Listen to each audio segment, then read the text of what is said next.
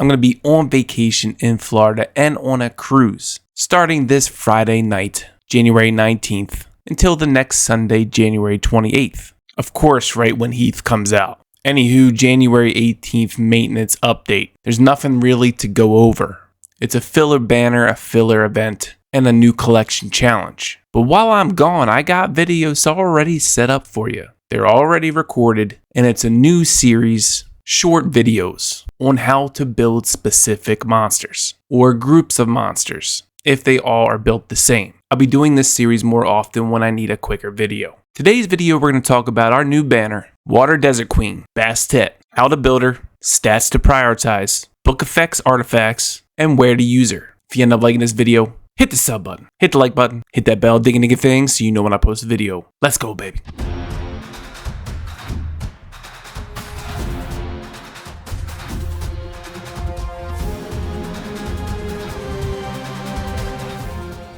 Bastet was a staple for beginner players for the longest time. She's fallen off. However, that doesn't mean that she's not good. It doesn't mean that she's not viable. She's very good for beginner players due to the shield that she brings and attack buff, increasing mana if the summoner's HP is full, and she has an AoE attack down. Her first skill is attack-based damage, and her second skill is her shield, which is based off her max HP. Bastet can be used on Soul Link and off of Soul Link, depending on how you preferably use her, is how you want to build her. How to Rune. In slots 2, 4, and 6. This truly depends on how you want to build her. Bastet can be used as a straight support, having much as HP as possible to boost that shield for your team. However, she can be built like a mage NUKER, a hybrid damage dealer. If you want to go to support route, you want to go HP percent in slots 2, 4, 6.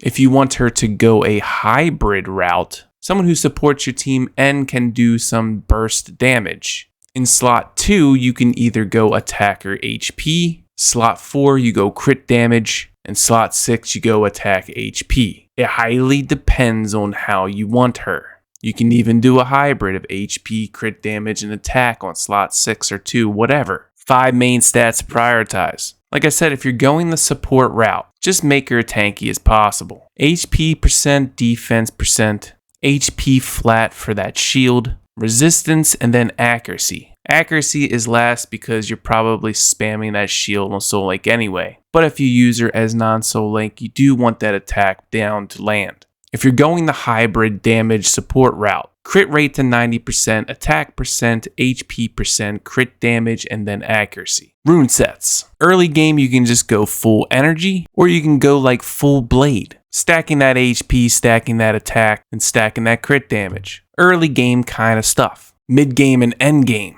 This is where she can get fun. You can go Rage Blade with like a full HP set, but having max crit and high crit damage. Or you can go the nuke attack route with Rage Blade. Higher attack, self-attack buff, a little shield, but high crit and high crit damage. You can even go Despair Blade on a nuke build. I personally don't have the runes for that, but her first skill being AoE, you could do some damage plus stun, or even Despair Destroy. Despair Destroy makes Bastet a shield attack buffer, and then the first skill can do AoE damage with an attack down and a stun and destroys HP. This is what makes the game fun, right? Monster building, being unique. I'm going to showcase her first skill on 2 damage types. Her first skill is attack based. So this is more of that hybrid support, but just with high crit damage. She does buff her own attack, right? So she'll get that attack buff. So let's get a defense down and then a crit damage taken up and then see how much damage she can do. 30,000 times 3, 90,000 damage. And this is AoE and it applies attack down. Now let's switch her to a nuke build. Way more crit damage, double the attack. Obviously her shield amount isn't going to be as high, but it's still a shield and you still get an attack buff. And once we have defense down and crit damage taken up,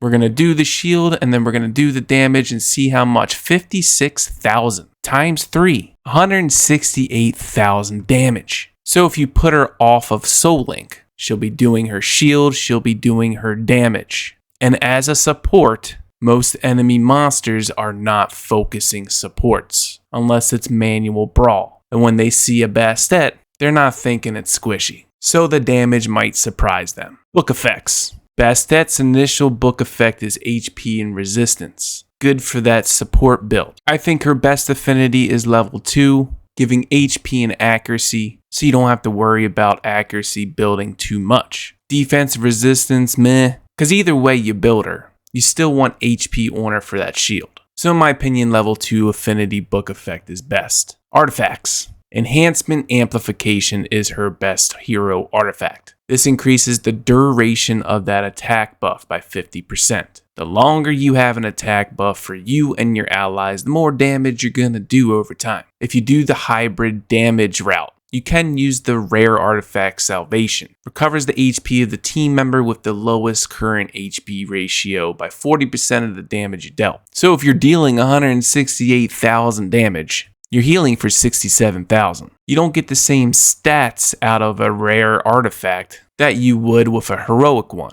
However, if you put her on Despair Destroy, full nuke build with Salvation, you now have a support who does an AoE shield and AoE attack buff level 2, AoE attack down to enemies with big damage, possible stun, HP destroy, and now a heal to your lowest ally. Where to use her? Bastet can technically be used everywhere. Depends on your team comp, depends on your summoner. If you need a shield and an attack buff, you can bring her in every single elite raid besides Twisted Marsh because she would steal the shield. You can bring her in Seal, you can bring her in Hero Raid except for Twisted Marsh. You can bring her in World Boss. You can bring her in every single Path of Adventure. Even Tier Lade's her weaker element. And this is due to her having that shield, having that attack buff. She might not do the damage that she can here, that's besides the point. Because of her buffs, you can bring her everywhere. Every single Cairos dungeon, Trial of Ascension, Celestial Spire, Water Spider, duh, Guild Siege Battle, Guild Raid, hell, even Guild Infinite Raid. Same with Arena. This isn't like a very strong defense. I'm just trying to showcase Bastet damage. You can catch people off guard with her AoE. I'm going to try and manipulate it so that I can use Bastet multiple times after her skills go off. So there's the shield from Bastet, there's the damage from Bastet, there's the damage. And then I'm going to see how much damage we can actually do with the AoE. I mean, look at that damage. It was huge damage. There we go. Boom. And we're just going to keep doing AoE damage. Bam. Look at that Bastet AoE damage. Let's try to get an AoE defense down. My Kraken might kill all these birds, but AoE defense down. What do we got? Nothing. But here's the Bastet shield, and then the big damage from her. We can just leave her on non-soul link. She'll be shielding, she'll be attack buffing, she'll be doing AoE damage. Even off of soul link does good damage while supporting your team. That's it for today's video. This is how you build Water Desert Queen Bastet. If you end up liking this video, sub, like, ding ding bell. I'll see you in the next one. Peace!